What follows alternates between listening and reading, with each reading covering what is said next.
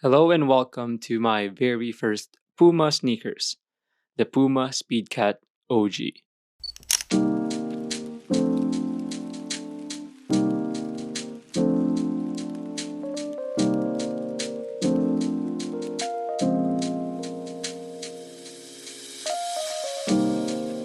In this video, we shall take a closer look at Puma's all-time best-selling sneaker. And frankly, I was on the fence about getting this shoe.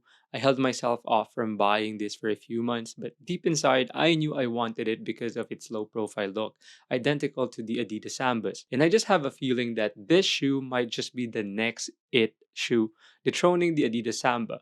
But I guess we'll never know. I guess we'll never know. So without further ado, let's talk about Puma Speedcat.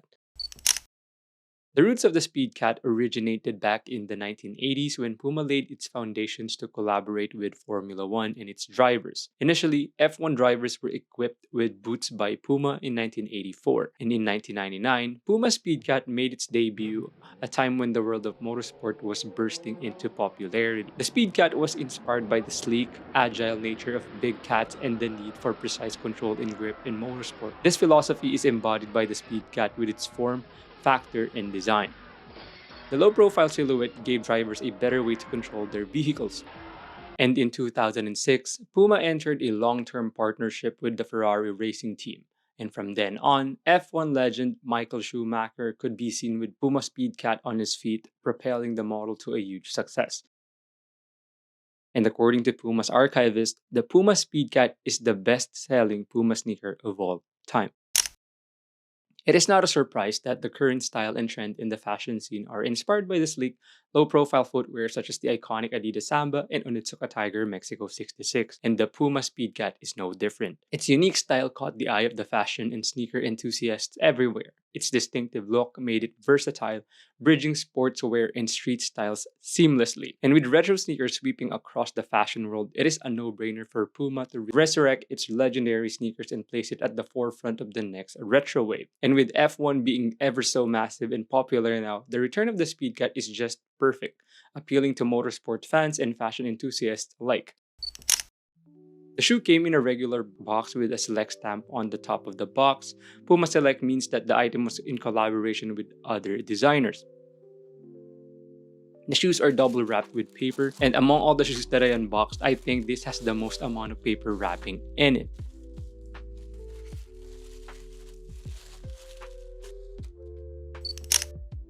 Going over the shoe, the upper is made up of leather, and I can tell you that the leather on the shoe is very nice. For $130, the quality of the leather is definitely premium, not to mention the upper also makes use of Puma's Form Strip suede, which covers the whole upper of the shoe. This combination of leather and suede upper offers a durable yet flexible construction. The suede material enhances the shoe's breathability, ensuring comfort when worn for long periods, while the leather provides robustness and support. On both the medial sides of the shoe, there is Puma's logo and the Puma cat embroidered on the toe box of the shoe. The midsole and outsole of the shoe is made out of rubber, and my first impression of the rubber sole after trying the shoe for the first time is that it has exceptional grip. It is very intentional and functional, which is perfect for racing professionals and average Joes like myself. Overall, I am very impressed with the build quality of the Speedcat for its price, and it is a testament to Puma's commitment to using high-quality materials that enhance both performance and comfort. Sizing wise, this shoe is true to size. I am 7.5 on my Sambas and Mexico 66, and that is true for the Puma Speedcat as well. Though I should mention that I have narrow feet, but even then, I still have a little bit of room in the shoes, but it feels really snug nevertheless. Comfort-wise, these shoes are very comfortable. The insoles have the right amount of cushion to provide the comfort when these shoes are worn for a long period of time. And despite being a flat shoe compared to the Samba and Mexico 66, it is really comfortable. I also want to add that the Speedcat is equally as comfortable as the Mexico 66 in spite of the Mexico 66 having an ortholite insoles. And the Speedcat is far superior than that of the Samba in terms of comfort in my opinion.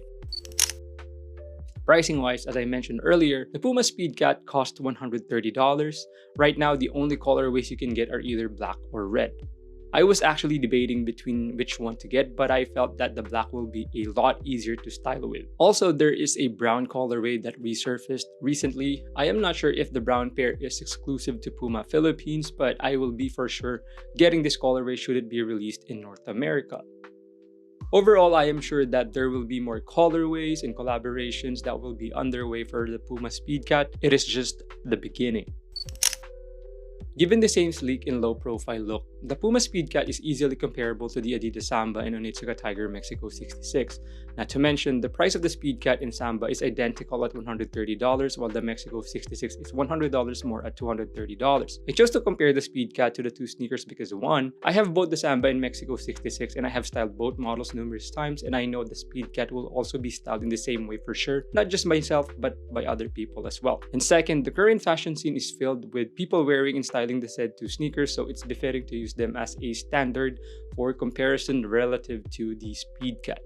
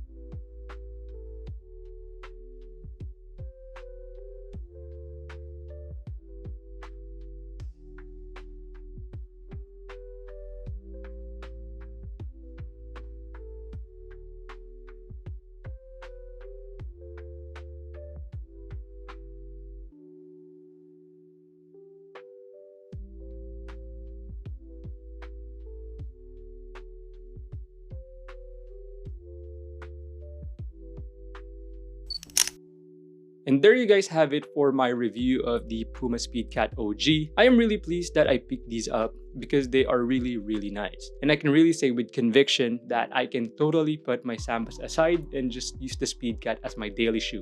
And I know for a fact that a lot of people can share the same sentiment as mine because the Speedcat is not just great with looks but also as a comfort beast.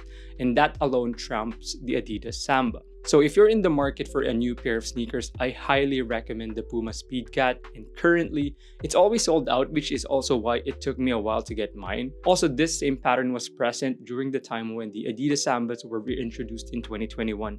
It was hard to get and was always sold out. In my opinion, this is one of the telltale signs as to why I think the Puma Speedcat is on its way to becoming the next it shoe. But that's just me.